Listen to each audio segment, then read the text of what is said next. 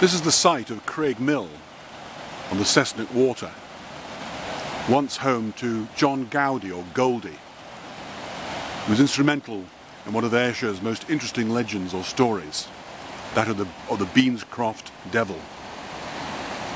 Essentially, the farmer at Beanscroft was a pious man, known for his church attendance, for his good husbandry, living without a fault. However, strange happenings started to occur on the farm of Beanscroft, around the house itself and the barns.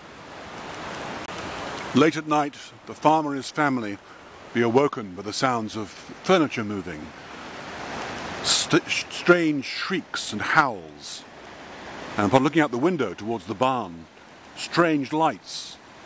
And given we're talking of around about 1750, what was very odd indeed was the colour of the lights. There were blues and reds and whites which were moving around.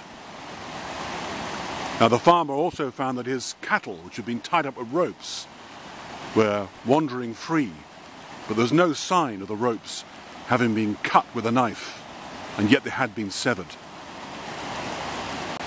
The farmer called in the local minister to exorcise the house, but the exorcism made no difference.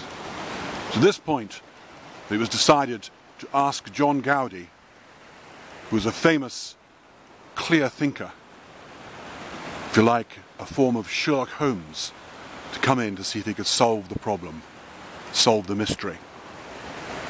He duly came in with his friend Robert Muir and the Reverend Gillis from Comores. They listened to the story, fascinated. Then John looked at the rope, and after thinking about it for a while, proclaimed that there was no supernatural element here.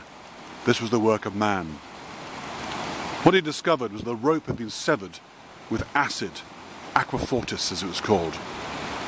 Now it was known that the oldest son of the farmer had an interest in chemistry, which also explained the strange lights, the strange colours. Now they all kept it as a secret, and that night the farmer himself hid in his barn, and lo and behold, a figure appeared with a strange trumpet-like device which he used to make these strange howling noises, trumpeting noises. He then challenged this figure, of course was his eldest son. What was going on was his son was trying to persuade his father to leave the tenancy so that he could take over.